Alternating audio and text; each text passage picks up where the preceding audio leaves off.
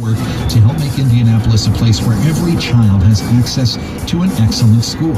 The Mind Trust, empowering kids, elevating Indy. More at themindtrust.org/10 years. And by the ANCATS Festival of Books and Arts, a 3-week arts festival at the JCC featuring films like Addicts, a film by WFYI and Ted Green, on October 26th at 7 p.m. The talk with the film's producer follows. More at jccindy.org. A look at traffic now, underwritten by Unbound. On the north side, a pair of crashes, Fall Creek Parkway Drive and Keystone Avenue. Also an accident, Michigan Road, just south of 71st Street. Also on the north side, 465 eastbound is slow between Keystone Avenue and I-69. And slow traffic downtown, I-65 southbound between West Street and the North Split. I'm Matt Pelser. Coming up, nearly a third of all disabled voters had trouble casting their ballots in the last presidential election. If your polling place is somewhere that you can't even get in, not only do you sometimes feel like your vote may not matter, but it also feels like people don't want you to vote.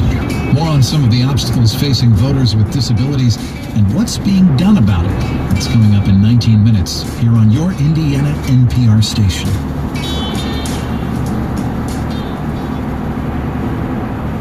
Support for NPR comes from NPR member stations and from Audible, offering audiobooks on topics ranging from pop culture and the arts to literature and biographies.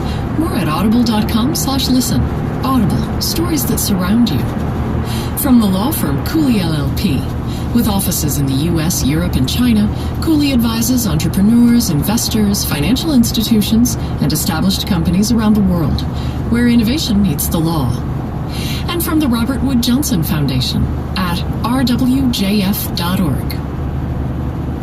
From NPR News, this is All Things Considered. I'm Kelly McEvers. And I'm Robert Siegel with All Tech Considered.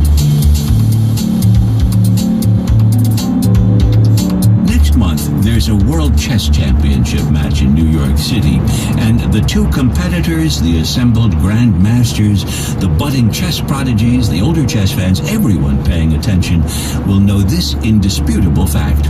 A computer could win the match, hands down. We've known as much for almost 20 years, ever since May 11th, 1997. In an absolutely stunning 19 mover, and Kasparov has just simply stormed away. On that day, IBM's Deep Blue defeated the great Garry Kasparov, who after an early blunder resigned in defeat. I'm ashamed by what I did at the end of this match, but so be it. I feel confident that the machine hasn't proved anything yet. Kasparov's confidence proved unjustified.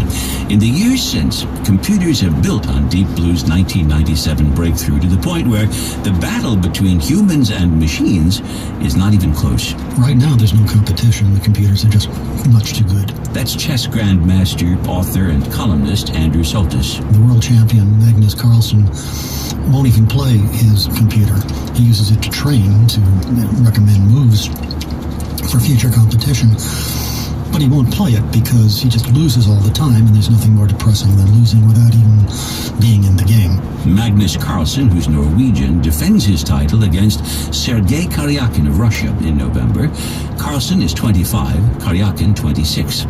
They have both arrived at the highest ranks of the game in an era when a $100 chess computer can easily dispose of them both.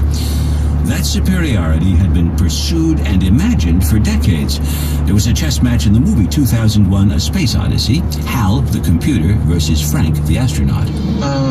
Rook to king one. I'm sorry, Frank. I think you missed it. Queen to bishop 3. Bishop takes queen. Knight takes bishop. Knight.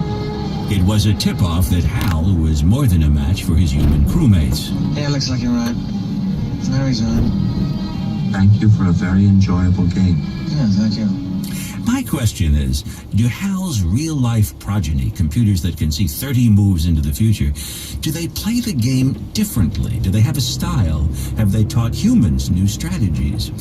Murray Campbell of IBM was part of the Deep Blue project, and as he says, chess computers do play differently. They make moves that sometimes make no sense to their human opponents. Computers don't have any sense of aesthetics or patterns that are standard the way people learn how to play chess. They play what they think is the objectively best move in any position, even if it looks absurd. Human chess players bring preconceptions to the board. Computers are unbound by habit. And they can play any move, no matter how ugly it is. Grandmaster Andrew Soltis says, unlike people, computers love to retreat. And if you see a game in which one of the players is doing a lot of retreating mysteriously and so on, and the game goes on forever and ever, that's a computer. I asked Susan Polgar about the computer style of playing chess. She's a grandmaster and a 6-time national collegiate champion chess coach. Computers do all that retreating, she says, because they're not slaves to human nature. Humans, she says, don't like to admit a mistake unless they really have to. And in those borderline cases when it's not obvious that you have to retreat, chess players tend to not like to retreat. Let's say you move a knight forward towards your opponent's king, attacking. Unless you absolutely have to retreat, you rather try to follow up that attack by bringing more pieces to attack your opponent's king. Computers display no such stubbornness. A computer, if it calculates that the best move is to retreat, it has absolutely no psychological boundaries holding it back from retreating. One of the human players in November's match, Magnus Carlsen, the world champion, was described to me as playing a very uncomputer-like game of chess. Frankly, I have no idea what that means, but Susan Polgar gave me an example. Carlsen, she says, can win with different kinds of strategy, and he might choose his strategy based on what he knows about his opponent. Against one opponent that loves having queens on the board, the most dangerous attacking piece, he would make sure he'll try to get rid of the queens as soon as possible and put his opponent in a more uncomfortable setting on the chessboard. To the great human chess champion, understanding the foibles of his foe can be a key to victory. To a computer, all opponents look the same. Susan Polgar says computers are great training aids for her chess teams, and she says computers have solved several age-old chess problems, questions of how to win when there are very few pieces on the board. Chess writer Andrew Soltis is less charitable to the machines that humans programmed to play chess and that now beat their former masters routinely. They may have nerves of silicon, they may be indefatigable and immune to psychological distraction, but Soltis says they haven't imparted much wisdom about the game. We sort of had a social contract, we thought, with the computers many years ago. We would teach them how to play chess. They would teach us more about chess. They haven't lived up to their side of the bargain. The real payoff from teaching computers to play chess may not have anything to do with the game. Murray Campbell of IBM says it's a lesson taken from that experience that has propelled artificial intelligence research in the years since. Humans have certain strengths and weaknesses. Computers have certain strengths and weaknesses. Computers plus humans do better than either one alone. Computers have the advantage of brute force. They can mine huge amounts of information. But humans, Campbell says, still excel at evaluating that information and coming up with a plan that works. He says that's especially true as researchers use computers to take on messy, real-world problems full of unknowns, problems like combating climate change or curing cancer. I think many of the common board games don't have the unknown element in it. Now, they may have chance elements. A game like backgammon, for example, there's roll of the dice, but you can calculate the probabilities quite accurately. When there's unknowns, there's things you just are hidden from you, and even the alternatives, the things you can do, can't be just set down and enumerated. There's maybe too many possible actions you can take. That's the challenge for modern artificial intelligence research. Well, meanwhile, back at the chessboard, two of the best human chess players in the world, champion Magnus Carlsen and challenger Sergei Karyakin, play their championship in Manhattan's South Street Seaport starting November 11th.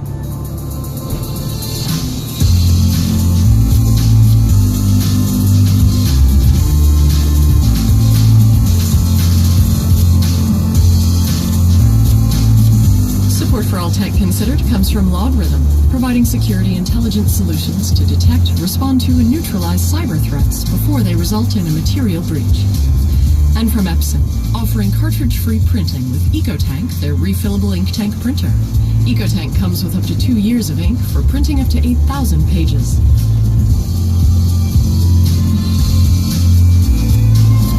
I'm Stephen Thompson, and what keeps drawing me to NPR is the intimacy of it, the connection you feel when you hear a voice you trust.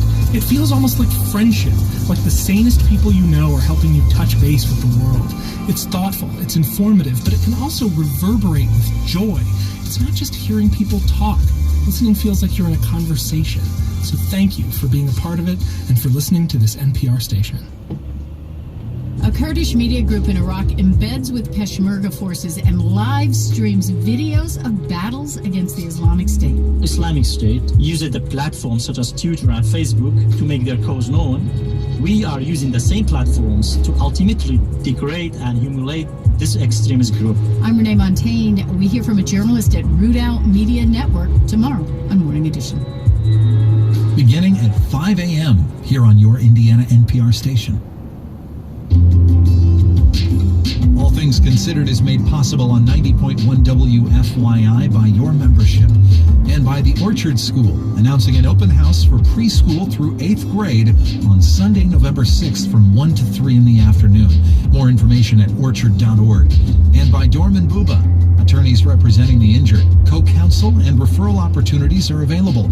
Information about how Dorman Buba can help is available at tortslaw.com.